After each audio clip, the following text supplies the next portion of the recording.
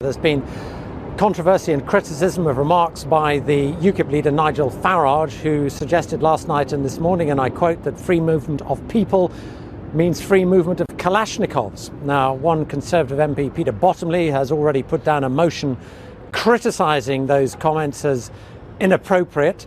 Mr. Farage joins me now. Do you regret that remark? Well, let's get this right. I said this in December in the European Parliament, a few weeks after the attacks on Paris, that the free movement of people, lovely idea when everything's going swimmingly, but has actually become the means by which weapons, terrorists and criminal gangs can move around Europe completely uninterrupted. And let's just remind ourselves that those Kalashnikovs that were used in the Paris attacks had come by car through several countries from Berlin. Now, Peter Bottomley choosing to attack the messenger, if you like, well, I hope he's going to include Michael Howard in this too, because Michael Howard made some pretty tough comments yesterday as well. Well, Michael Howard was actually quoting, I think, a former head of Europol. Isn't the issue with your comments not whether you're right or wrong on security, but the timing of your comments in the immediate aftermath of an atrocity? Well, I said them in December. I said them 3 weeks... You said them last night and this... I heard you saying them this morning. Well, once you've said something, you can't unsay it. You know, why would you repeat those sort of inflammatory comments when more than 30 people have been killed? Because they're right.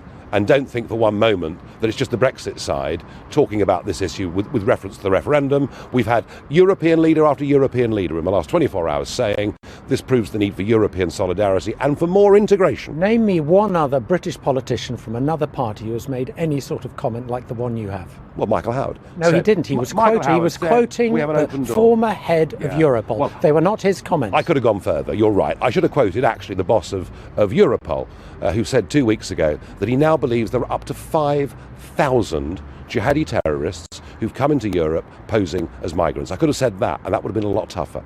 How do you think you would feel if one of your family had been killed or injured in that attack and they heard a British politician trying to make political point scoring out I'm not making political points. We have been saying for years, and particularly for the last year, that the open... We have a problem already.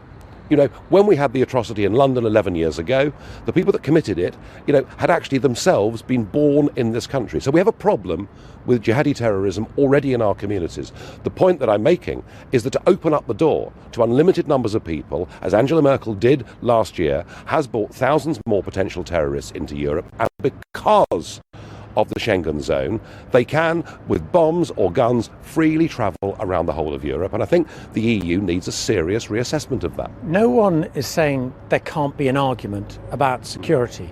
The issue is whether you were right to make these comments in the aftermath of an atrocity. As I say, I made these comments in December and I stand by them.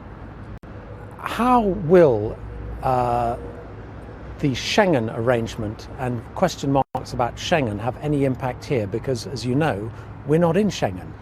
Mercifully, we're not. We are just that little bit removed from the problem, but we're still part of it, because you see what's happening at Calais, you see what is happening at Dunkirk, and you realise that illegally people are still getting into Britain. I think the real issue longer term is that all the people that came into Germany last year will, within a few short years, have German passports, EU passports, and then be free to come to Britain. So, you know, not directly, but indirectly, we are linked to this. And I think the argument that by controlling our borders, that we'd be a safer country is pretty clear. How do you respond, though, to the argument of people like Theresa May that by being able to share intelligence, by having the European arrest warrant, actually our security is enhanced by being part of the EU? Well, the European arrest warrant is an abomination.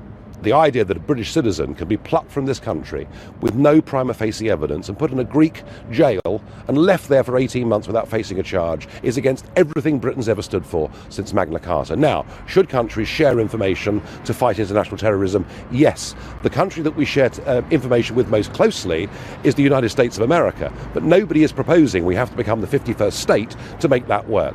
Outside the European Union, we can still cooperate with our European friends, and for goodness sake, Interpol has been around since the 1920s. Nation states should cooperate. And yet Theresa May is no pro-European. Many thought she might actually campaign on your side of the argument, but she is the one who sees all the security threats we face.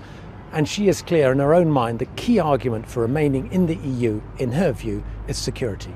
Theresa May has never made a Eurosceptic comment in her life other than a Conservative conference speech to cheer the masses, to say we must take back control of our borders, and then in the referendum support the very opposite. She's doing her job, she's backing the Prime Minister. The establishment of this country want us to remain in the European Union. I think the arguments for us taking back control are actually much stronger.